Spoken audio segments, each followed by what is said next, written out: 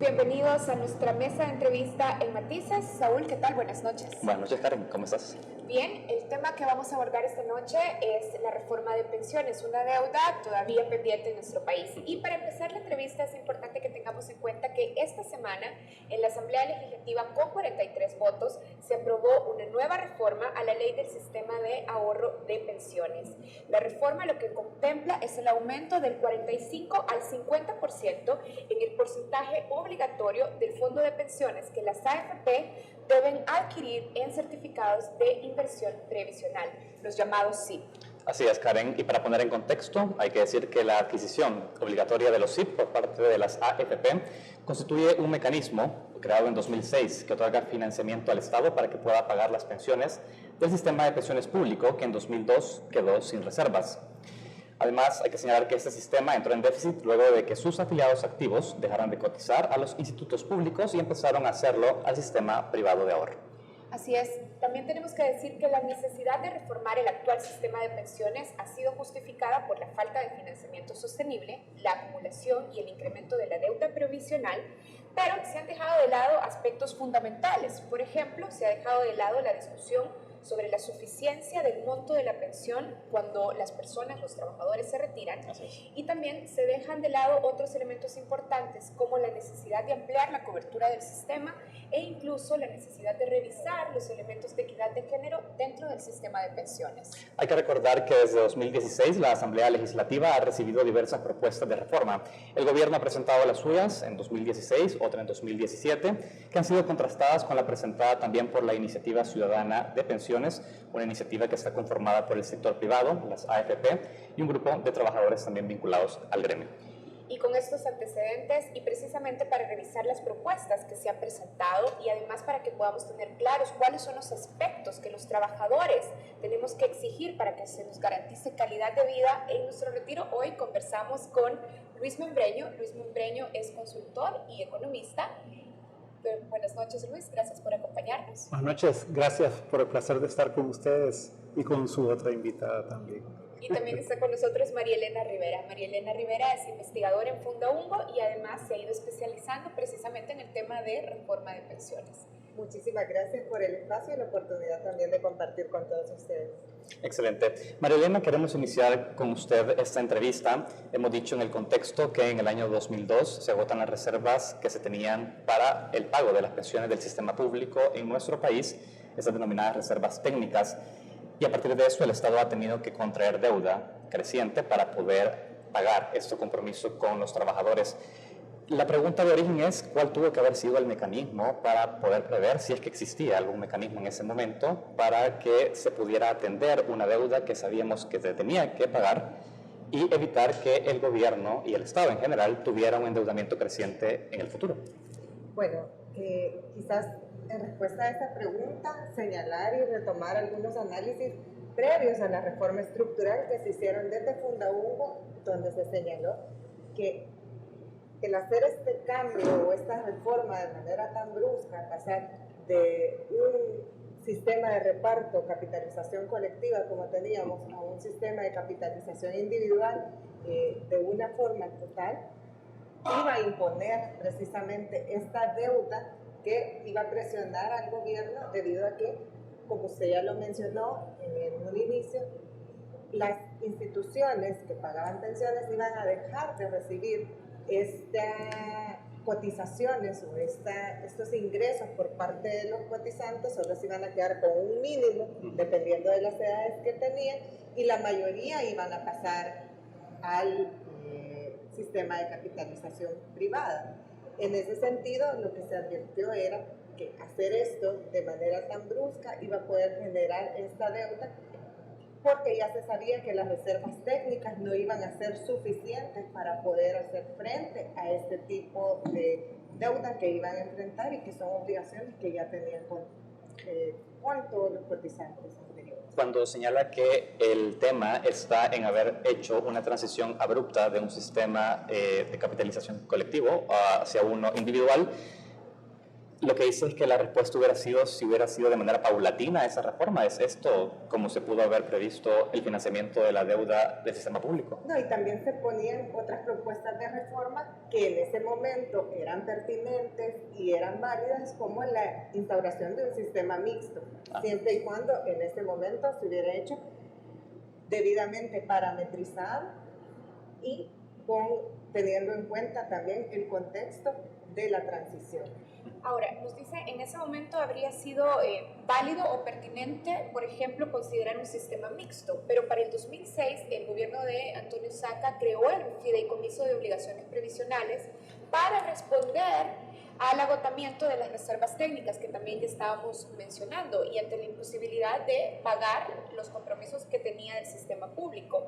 ¿Qué otras opciones en 2006 pudo haber utilizado el gobierno de Antonio Saca que no fuera obligar a las AFPs a invertir en los certificados de inversión previsional? Bueno, también está, desde el inicio se había previsto en la ley SAP un fondo de amortización que era del 1%, si no me equivoco, del presupuesto. Sin embargo, esto como que no se ha cumplido adecuadamente o rigurosamente. Obviamente eso no iba a ser suficiente para pagar, pero también se debieron haber tomado las previsiones adecuadas para con ingresos fiscales poder hacer frente a este pago y a estas obligaciones que ya conocían que iban a tener. Hay bastantes análisis que demuestran que los ingresos los ingresos fiscales han aumentado en bastante medida y han crecido más los ingresos fiscales que el crecimiento que tiene la deuda de pensiones. Por lo tanto, había posibilidades de abrir espacios para poder hacer frente a esta deuda, como también se hizo, por ejemplo, en Chile, ¿verdad? Que es el caso que nosotros hemos seguido en todo esto de la reforma, donde se generaron superávits fiscales para poder hacer el pago de esas pensiones que ellos tenían como obligación. Entendido, María Elena. Luis, queremos conocer también su opinión sobre esta misma pregunta. Nos da la impresión que es justamente la deuda de las pensiones del sistema público lo que siempre, o al menos en el último tiempo, lo que se pone al centro de la discusión sobre una reforma fiscal, más bien, de una reforma de pensiones, porque ataca principalmente la carga fiscal del Estado para atenderla. ¿Había alguna manera de poder atender esta deuda de manera previsible? ¿Pudo haber existido algún mecanismo para no llegar a este punto, Luis? Sí, definitivamente. Yo creo que siempre se supo que existía una deuda, ¿verdad? O sea, esto no es de que se creó porque las AFP se crearon, ¿verdad? Sino que la deuda ya existía. Había unas reservas que se habían utilizado de una manera que no se debieron de haber utilizado. En el tiempo de la guerra se utilizaron para otras cosas y esos recursos pues se perdieron, pero eso es responsabilidad del Estado, ¿verdad? Porque el Estado es el que tenía la responsabilidad de cuidar todo ese dinero y multiplicarlo en el tiempo, pues. Entonces, lo que ocurre cuando ya se llega al momento del cambio de sistema es que esas reservas no existían, pero la responsabilidad del Estado sí existía. Entonces, ¿qué es lo lógico que podía ocurrir? Es que o se pagara con impuestos actuales, digamos, o con impuestos futuros. Los impuestos futuros son préstamos, ¿verdad? Cuando yo lo financio y después lo voy a pagar con impuestos en el futuro.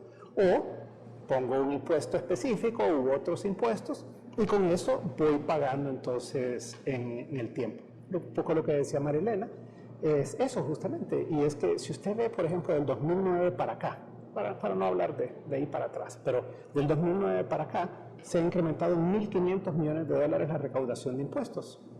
Entonces, y son 500 millones al año lo que se paga en CIPS, digamos, que se paga a los pensionados del Seguro Social y del INPEP. Entonces, si se incrementó en 600 millones de dólares la planilla del gobierno en estos años, ¿por qué no se destinó 500 millones a pensiones?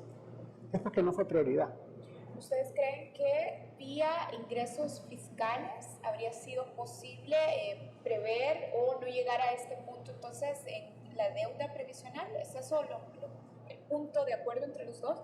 Vía ingresos fiscales debió haberse previsto o debió haberse prevenido esta situación de uso límite, por ejemplo, de los certificados de inversión previsional. Sí, desde el inicio de la reforma estructural, como ya mencionaba, esta era una deuda que ya existía y una de las ventajas que ya habíamos señalado, por ejemplo, en el diagnóstico que se hizo sobre el sistema de pensiones en 2011, que una de las ventajas de esta reforma estructural era que transparentaba esta deuda, por lo tanto ya se tenía conocimiento de los compromisos que el Estado tenía que asumir, precisamente porque eran trabajadores que habían cotizado en el sistema público de pensiones.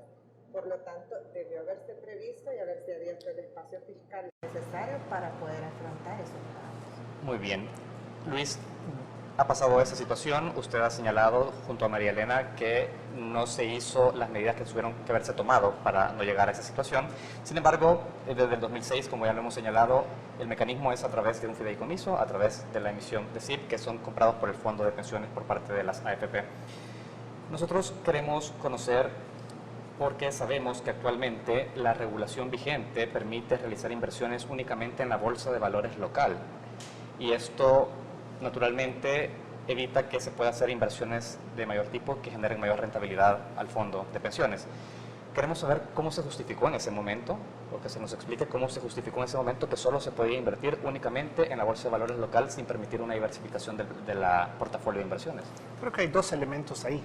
Uno es que en la Bolsa de Valores y el otro es lo que se obligó ya por ley de en qué se podía invertir, ¿verdad? Y mucho de esto ha sido en títulos del Estado, por ley, ¿verdad? Entonces, aunque se hubiera permitido invertir afuera, digamos, que hubiera sido la otra opción, no hubiera habido mayor disponibilidad adicional de recursos para poder invertir fuera.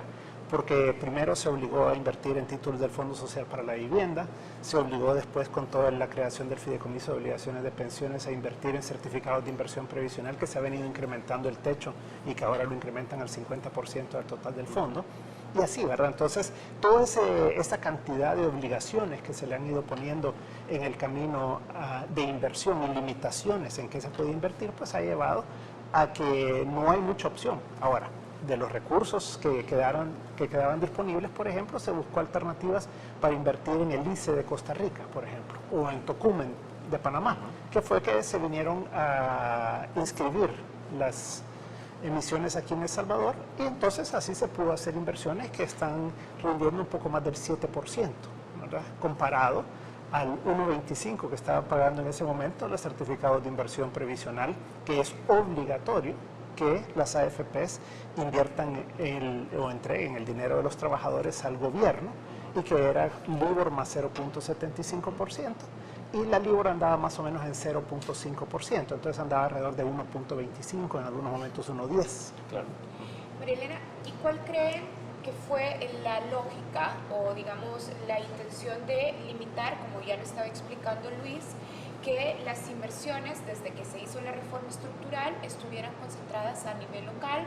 Ya nos explicaba, no solo en la Bolsa de Valores, sino que también en títulos del Estado. Sí. Bueno, como ya mencionaron, hay restricciones legales, precisamente que son estas que obligan a invertir en títulos del Estado. Esto pasa en la mayoría de países que tienen también pilares de capitalización individual. Hay una fuerte, ¿verdad?, concentración, no en todos, pero sí hay una fuerte concentración en la inversión en títulos del Estado, pero aparte también de las restricciones legales que ya hemos mencionado, también hay restricciones del tamaño de mercado de valores en El Salvador. Cuando se hizo la reforma estructural, también uno de los supuestos era que debido a las necesidades de inversión, el mercado de valores se iba a desarrollar también al lado del desarrollo del sistema de pensiones, pero esto no ocurrió así. Entonces, a pesar de que, bueno, además, que hay poco espacio debido a las restricciones legales, también hay pocas opciones de inversión en el mercado de valores local. Como también ya se ha dicho, está restringido únicamente al mercado de valores local. Si bien han habido algunas opciones, como ya las que mencionaba, o algunas titularizaciones que se han hecho con CEPA y con Fovial, pero tampoco hay muchas opciones para la inversión de los fondos de pensiones. Muy bien. Luis, tenemos que ir a una pausa. Antes me gustaría conocer de su parte. Uno de los puntos, y estamos insistiendo en este aspecto, es porque se critica la poca rentabilidad que tienen las pensiones del sistema actual. ¿Cuál debería ser el portafolio en el que deberían de invertirse el fondo de pensión. ¿Hay alguna propuesta sobre cómo sería el ideal en un sistema de capitalización individual donde debería ir invertido este fondo? Lo importante es que la rentabilidad del fondo fuera de mercado. Y es que si tiene usted una alternativa de invertir con el mismo riesgo o riesgo similar, ¿verdad? Con una tasa del 7%, ¿por qué va a invertir usted en una tasa del 1%? ¿Verdad? A menos que la ley lo obligue. Y eso es lo que ha pasado en El Salvador. Entonces, sí había todo este tiempo alternativas de en qué invertir y que los fondos de los trabajadores, en lugar de tener una rentabilidad del 4% en promedio, ahora con todo el promedio ponderado, pudieran tener una rentabilidad del 7%, pues, ¿verdad? Porque si usted considera que, por ejemplo, el gobierno ha emitido títulos a 10 años, a 12 años, a 15, a 30 años a través del tiempo, y los ha emitido en tasas que han oscilado más o menos entre el 7% y el 8.625, que es la última colocación que hizo, y si usted considera que las letras del Tesoro, por ejemplo, hoy están pagando el 7.25% y el último año han venido pagando el 6.50%, entonces había alternativas en el mercado local. Ni siquiera estamos hablando de abrir al mercado internacional, ni tampoco de no invertir en títulos del gobierno, sino que estamos hablando en el mismo gobierno y con una rentabilidad muy superior a la que le han pagado a los trabajadores. ¿De acuerdo? Bien, tenemos que hacer una pausa. En este primer bloque de entrevistas hemos estado hablando sobre la necesidad de aumentar la rentabilidad del fondo de pensiones y hemos estado conversando con nuestros invitados sobre las alternativas y también todas las restricciones que el fondo de pensiones ha tenido y que por supuesto han limitado la rentabilidad de los ahorros de los trabajadores. Ya regresamos en Matices, quédense con nosotros.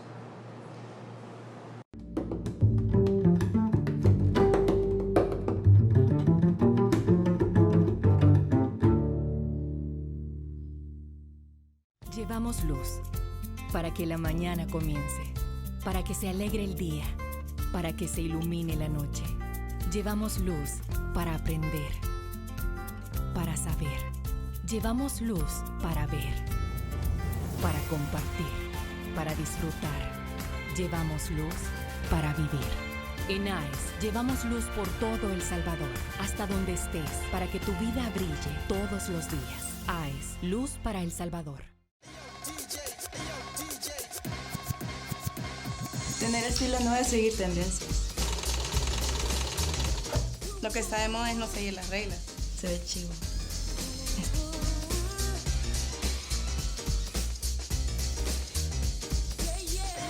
Reciclar, reinventar, reutilizar. Eso está de moda.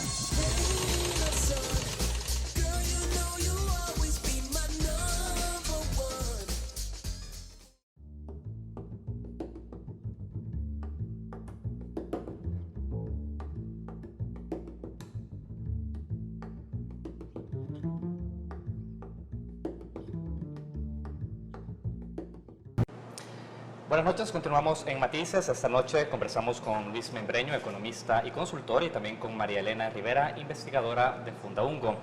Con ambos, Karen, estamos analizando las deudas, justamente el sistema de pensiones, hablando sobre aquellas cosas que se omitieron en su momento cuando hubo transición de sistemas allá por 1998, pero también lo que ha fallado en implementar un sistema de capitalización individual y los factores externos sobre él. María Elena, quiero comentarle que esta semana preguntamos a través de nuestra cuenta en Twitter, @FocosTV, cuál es la mejora más urgente que necesita el actual sistema de pensiones. Un 57% ha señalado mayor rentabilidad, un 21% ha dicho nacionalizar el sistema, un 13% ha dicho incluir el sector informal y un 9% responde que no le interesa. En principio, sus reacciones sobre esta distribución de reacciones, ¿qué le parece esto? Sí. Creo que para los cotizantes actuales la rentabilidad es lo primordial, definitivamente, pero pensando a nivel de sistema y como país, la cobertura es un reto muy importante que tiene el sistema. Y quizás ilustrando un poco sobre la rentabilidad también respecto a lo que decíamos en la sección anterior, Fundaungo, en un documento de los condicionantes financieros del sistema de pensiones, si no recuerdo mal, del año 2012, hace este cálculo del costo de oportunidad de invertir en el fideicomiso de obligaciones previsionales específicamente versus la inversión en otros títulos que también había opciones de invertirlo. Este cálculo lo hemos venido actualizando y para 2016 estimamos que a finales de 2016 rondaba 1.700 millones de dólares. Es bastante similar al cálculo que hace hasta Fondos también, que calcula que ese costo de oportunidad, es decir, lo que ha dejado de ingresar a las cuentas de ahorro individuales de cada trabajador, es cerca de 2.000 millones de dólares.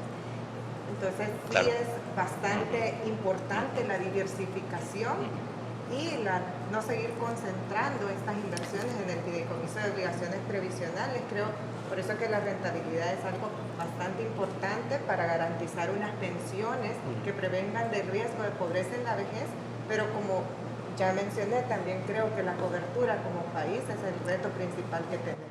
Muy bien. María Elena, usted señaló en el bloque anterior que una de las propuestas que hacía Fundaungo en su momento para evitar un endeudamiento creciente, para atender las pensiones del sistema público, era pasar, entre otras cosas, a un sistema mixto, hacer la transición de esa manera. El gobierno ha presentado como una de sus principales propuestas, de manera inicial, recientemente ha cambiado la propuesta, un esquema o un pilar solidario, llamaba también, para establecer una modalidad mixta de la administración. ¿Era en esos términos que estaba pensando Fundaungo respecto a la propuesta que el gobierno hace o estamos hablando de una cosa totalmente distinta? Bueno, quizás son cosas distintas también por el tiempo, ¿verdad? En el caso de la propuesta del gobierno presentada en 2016, se ha conocido un estudio actuarial, aunque preliminar, pero un estudio actuarial que demuestra que no es sostenible en el tiempo, que aumenta las obligaciones comparado al sistema que tenemos o al esquema que tenemos actualmente y que solo hace un cambio en los flujos de ingresos y egresos en el corto plazo. Por lo tanto, considero que a la luz de ese estudio actuarial no es una opción viable y también no tenía mejoras sustanciales en cobertura, en suficiencia de pensiones o beneficios y rentabilidad, y tampoco modificaba algunos temas de fondos vinculados con la administración también, que están como problema en el sistema de pensiones. De acuerdo. Ahora, el gobierno en una de sus propuestas, y digamos en la más actual, Luis, dice que pretende hacer uso del 50% del fondo de pensiones para destinarlo a un fondo colectivo que le ayude a poder pagar todas sus obligaciones previsionales, las que venía acumulando también del sistema antiguo, como lo hemos dicho. ¿Qué garantías cree usted que deberían de exigirse para la administración de un fondo de este tipo? Teniendo en cuenta que ya en la propuesta del gobierno, por ejemplo, se menciona que el fondo puede ser administrado por las AFP, pero igual es un fondo colectivo. Mire, lo importante de comprender en estas cosas es que no hay magia. La magia es, ¿tengo dinero o no tengo dinero? Y en este caso no hay dinero.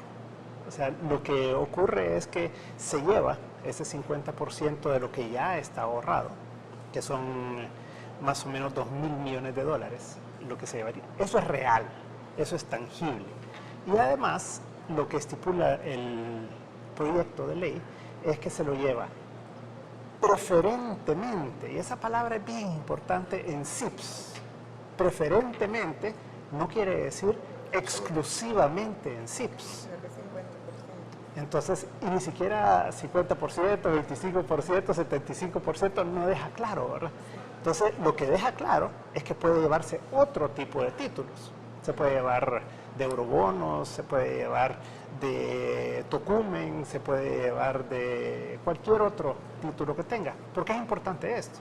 Porque la liquidez que pueden dar estos otros títulos es mucho mayor que la de los CIPS, porque los CIPS no tienen ningún tipo de liquidez, o sea, nadie va a comprar CIPS, pero si no es un gran descuento. Entonces, lo que sí pueden salir a vender el gobierno es lo otro. Entonces, lo que tendría que decir primero la ley es que es exclusivamente en CIPS, porque los CIPS es lo que han obligado a comprar a los trabajadores.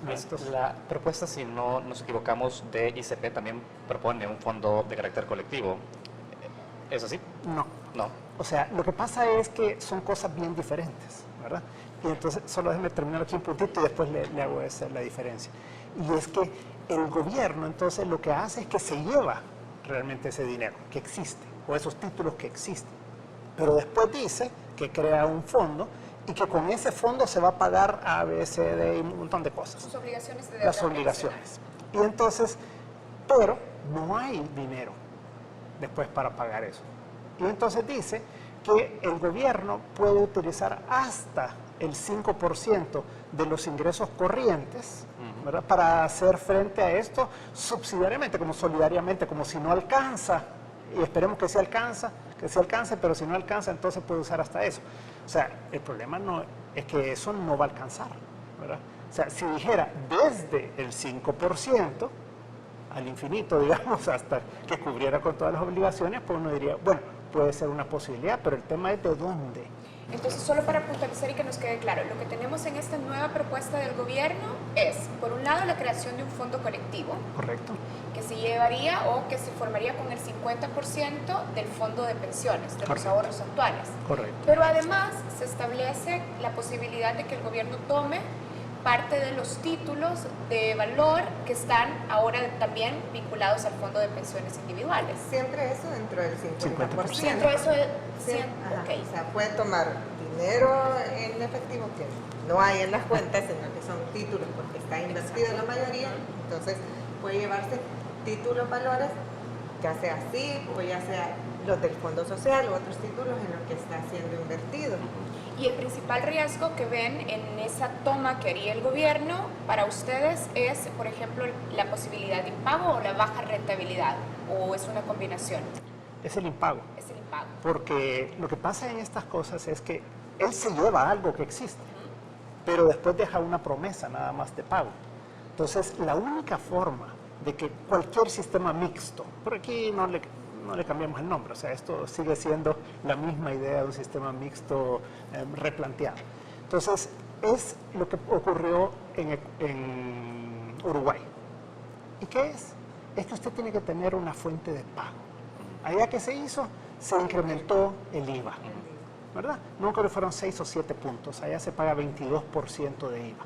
Entonces, si el gobierno no viene con una propuesta clara y específica diciendo, yo voy a ahorrar en esto tanto al año y eso lo voy a poner en una cuenta, o sea, lo voy a ingresar a esa cuenta, o yo voy a poner un nuevo impuesto de tanto, yo voy a incrementar el IVA en tantos puntos y eso va a alimentar a este fondo, lo demás es una ilusión, porque lo real es que se lo lleva hoy, pero le deja una deuda a un gobierno futuro, a muchos gobiernos futuros, porque será después en adelante que habrá que pagar eso. Incertidumbre porque Claro. como que con esta nueva propuesta volvemos un paso atrás. Esta propuesta no tiene un estudio actuarial que la respalde, no conocemos también los impactos que puede tener en el largo plazo, no tenemos esas proyecciones que por lo menos sí conocíamos del anterior, al menos en una versión preliminar. En ese sentido hay una incertidumbre acerca de los impactos y resultados que puede tener, no solo a nivel financiero y fiscal, sino también de sostenibilidad en el largo plazo. María Elena, quiero trasladarle a usted la pregunta que le había dejado a Luis sobre el fondo colectivo. De alguna manera sigue siendo un mecanismo de financiamiento de la deuda adquirida por parte del Estado a los pensionados del sistema público. Teníamos entendido que ICP proponía una especie de fondo, seguramente no es de esta manera, nos gustaría que nos puedan aclarar ese punto, pero ¿es este el mecanismo correcto? Digamos, ¿sigue siendo un mecanismo válido que podría solucionar tal y como tendría que hacerse de manera responsable? Bueno, se le denomina la reserva de la pensión para la pensión vitalicia. Lo plantean como un seguro colectivo de longevidad. Sin embargo, yo allí difiero porque este no solo va a servir como seguro colectivo de longevidad, sino que también va a servir para pagar las obligaciones que tiene el gobierno en concepto de deuda. Va a pagar los certificados de traspaso, ¿verdad?, de los obligados a, va a pagar también las pensiones de los optados a IVE, quedando a cargo, ¿verdad?, del gobierno solo sus pensionados del IS y el INPE y los certificados de traspaso de los obligados al SAP. Por lo tanto, no es solo un seguro colectivo de longevidad, sino que también sirve para hacer frente a todas estas deudas previsionales que ya tenía adquirido el gobierno y siempre a costa de los trabajadores actuales, porque vamos a aportar un 5%, sí hay garantías en el futuro que van a pagar al menos el 75% de la pensión que yo esté recibiendo. Sin embargo, esto impacta porque yo voy a ahorrar menos en mi cuenta individual de ahorro para pensiones, comparado al 10.8% que estoy ahorrando actualmente, voy a ahorrar únicamente un 8%. Por lo tanto, menos ahorro, voy a tener menos al momento de mi retiro y muy probablemente una menor pensión. Sin embargo, también hay que tomar en cuenta, y me gustaría también en la parte del estudio actuarial de la ICP no hay estimaciones de las tasas de reemplazo. Sería muy importante poderlas conocer. Se aborda muy poco, pero sería muy bueno poderlas conocer porque también hace un cambio sustancial en los beneficios, que es el paso a, en vez de la renta programada, hacer anualidades a 20 años. Yo creo que esto es un paso bien grande, uno porque da previsibilidad en el monto de la pensión y otro también porque impacta temas de equidad de género en particular, ya que se dejaría de usar estas tablas diferenciadas de mortalidad que tenemos para hombres y mujeres y sería un cálculo similar para todos los cotizantes. Interesante. Luis, alguien tiene que pagar. Ya casi estamos cerrando la entrevista, pero digamos, esto queda sobre la mesa. No se hizo en el pasado y parece que tampoco en las propuestas en discusión hay suficiente claridad sobre de dónde tienen que venir los fondos entonces para asumir el compromiso y las obligaciones pendientes en materia previsional. Para usted, ya María Elena estaba explicando que también en la propuesta de ICP los trabajadores van a correr con parte de las obligaciones. El gobierno ha previsto tomar una parte importante del fondo para que le ayude a asumir las obligaciones. ¿De dónde sacamos entonces los recursos para asumir esos compromisos que el gobierno, que el Estado salvadoreño en realidad ha venido arrastrando ya por décadas? Mire, lo que pasa es que tiene que haber una prioridad de parte del gobierno de que se va a ser responsable de lo que le toca que pagar. Y eso es lo que no ha habido hasta este día. Entonces, lo que la ICP hace es que le plantea al gobierno, yo me llevo toda la deuda de los optados y yo me llevo el 60% de la deuda. A valor presente, yo me hago cargo de 12.000 millones de dólares según los cálculos del gobierno de cuánto es el total de la deuda. Y entonces, usted no se preocupe por eso, usted preocúpese por la diferencia. ¿De dónde sale esa diferencia? De los impuestos. O sea, tiene que el gobierno abrirle espacio en su presupuesto. Si tiene 1.500 millones de dólares más al año que en 2009 y tiene 600 millones más que paga en planilla hoy que en 2009, ¿por qué no destina una parte de eso o del incremento anual? Porque recordemos que la recaudación se incrementa cada año dependiendo del año en más de 100 millones para ser conservadores. Entonces, ¿por qué no destina todo incremento a eso, verdad? ¿Por qué no destina una parte de lo demás que ha venido incrementando a eso? Porque no ha sido una prioridad. Entonces, la única forma de pagar lo que al gobierno le corresponde es de sus recursos. Y lo que hace la ICP es que le dice, yo me hago cargo del resto. Ahora, ahí hay toda una serie de elementos en la nueva propuesta que hace el gobierno en la que no hay fuente de pago, ¿verdad? Sino que lo único que hace es llevarse el dinero de los trabajadores y decirle, mire, allá dentro de tantos años, el que venga le va a pagar a usted, ¿verdad? Pero no dice de dónde ni cómo.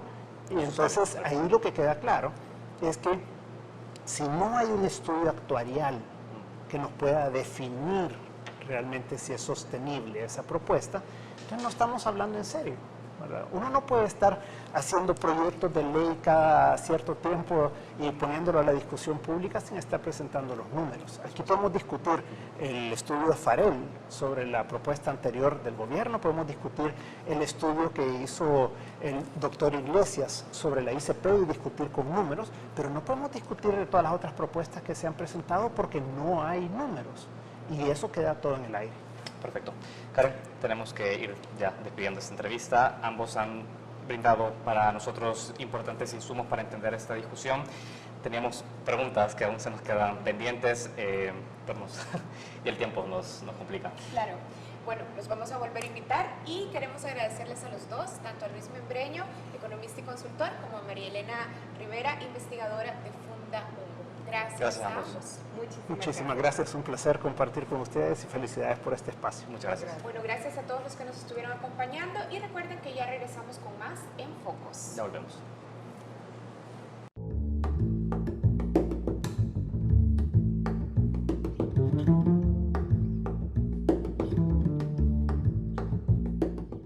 Llevamos luz para que la mañana comience, para que se alegre el día, para que se ilumine la noche. Llevamos luz para aprender, para saber. Llevamos luz para ver, para compartir, para disfrutar. Llevamos luz para vivir. En AES llevamos luz por todo El Salvador, hasta donde estés, para que tu vida brille todos los días. AES, luz para El Salvador.